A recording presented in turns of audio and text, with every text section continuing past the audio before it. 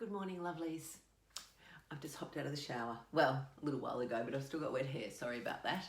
But you know, this is part of keeping it real.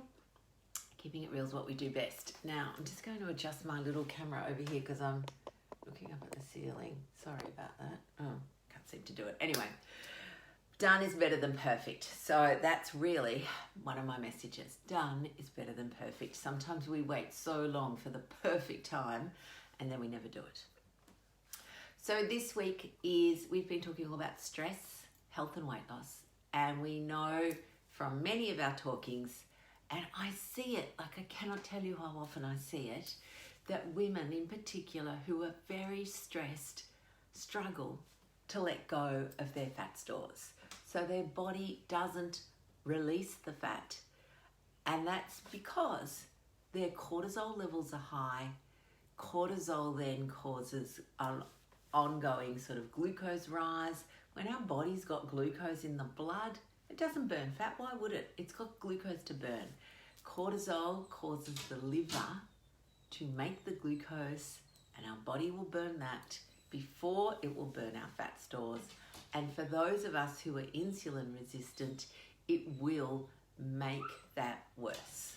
So I know, and you know, even in my own experience, I've done things where, you know, my food might be exactly the same, but once I'm stressed, I don't sleep as well.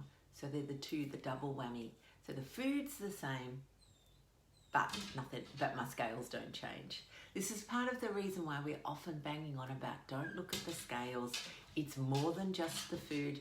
Oh, can you hear my little dog? She's just seen me. She's hilarious. She's standing at the window, jumping up and down like a muppet with a thong or a flip-flop or a jandal or whatever you like to call it in whichever language, because it's not that thong, in her mouth trying to get my attention. So today I've got two big messages. Well, three. Obviously one, that stress will impair your weight loss. It's an inflammatory condition. It's terrible for our health. So that all gets tied up in the one thing. The second thing is that eating sugar or carbs and drinking alcohol is not part of a stress management program. I know we do it when we're stressed because it's it fixes it immediately, but it's not a good part of your program for multiple reasons. So what it does is it doesn't help us learn to manage our emotions. It just numbs us. That's why we like it. We don't have to think anymore. It just numbs it and sort of mitigates, if you like, the negative emotions. So, yes, Barry, you're exactly right. Alcohol and carbs are not part of a stress management program.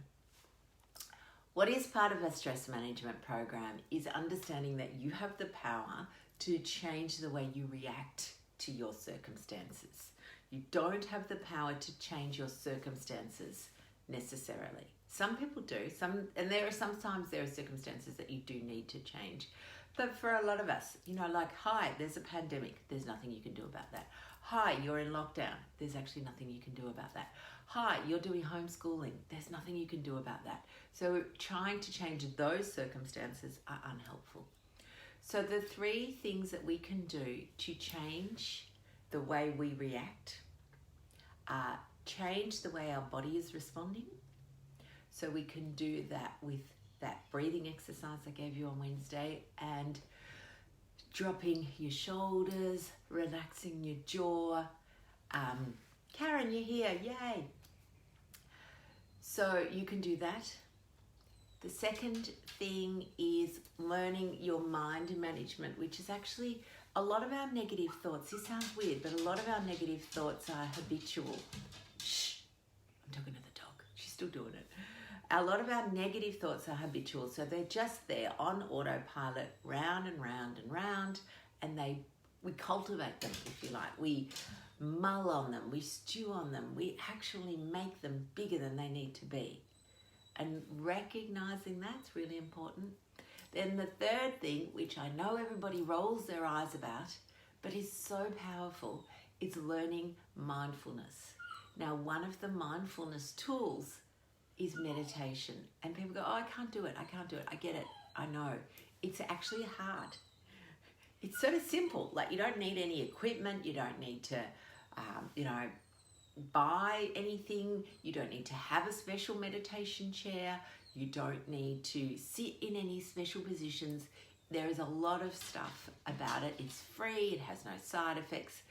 It's simple, but it's actually hard because our brain doesn't want to do it. Our brain likes gallivanting around. And if we think about our brain, and the brain is, or the mind, whichever part of it you want to think about, that's the bit that's causing you the stress, the fact that you're mulling over things or worrying about things. So you're ruminating on the past. I shouldn't, can't believe they did that. Oh, I shouldn't have done that. I shouldn't have eaten this. Oh, if only I'd done this. They're all the past things. Or we worry frantically about the future. What if this happens? What am I going to do when? All of that is what causes a lot of our stress. And in fact, mindfulness teaches your brain to be able to bring it back to the present so that when it wants to run off, okay, and the way I like to think about it, it's like training a new puppy. You've got this new dog, it's so excited to go outside, woohoo, get to think about everything I want. So you sit down for a moment and your dog goes, yay, that's what we're doing, we're thinking about everything. Suddenly it's thinking about, what am I going to have for dinner next week? Oh, that noise, gosh, I wonder what they're all doing. And the way I like to think about it is you're training your dog for a walk and it's running off, sniffing every bush it can find. Every single bush, every dog, every person, it's thinking about all of those.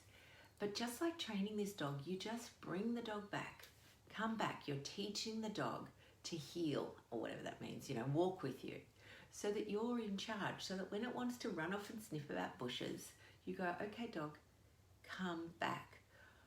When we're training a dog to walk, we don't go and whippersnip down all the bushes around. And that's what most people try and do to think about their meditation. They don't want to think about them, so they try and whippersnip or burn their bushes. Hello, Mary Beth. Maybe that could be a catch cry. It's a bit dodgy. Burn your bush. No, I won't do that. No. Forget that. But you don't need to whippersnip the bushes. You don't need to chop down the trees. You just bring your dog back. So every time you're doing it, you bring your brain back. You bring it back to the thought, back to the breath or whatever it is that is anchoring you, okay? And you can do breathing meditations. You can do, when you close your eyes and you see colours, like that's actually my favourite bit of meditating. That's how I like to do it. I will close my eyes and I see all those colours that come in, the orange or whatever. So when my brain wants to run off and sniff a gum tree, it comes back to the colours behind my eyes. You can do that. You can bring it back to the breathing. Just bring it back. Don't worry about the fact that it keeps running off.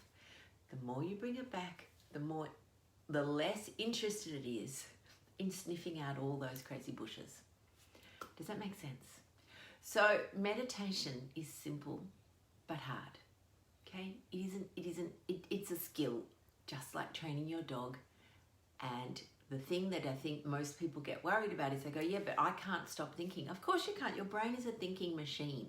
Its job is to think. So the equivalent of saying you can't do it is saying, I've got a new dog and I can't teach it to walk. You can. It just takes some practice and maybe, support, all of those things. That's what we do. It's sometimes very hard to do things by yourself. We know that. One of our favourite sayings at Real Life Medicine is that all of our programs, everything we offer for people, it's for yourself, but not by yourself.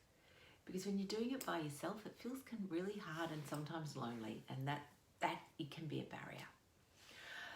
Lovelies, Friday, I'm running off. I've got one of my favourite patients. All my patients are my favourite, but I have got one of my faves this morning who is just, having a baby. So it's so delightful to see people, having wonderful things. I will see you all at some stage next week. Have a wonderful weekend. Remember, I don't need to go over the 3 tips. You know them. That's enough. All right. Bye, beautiful people.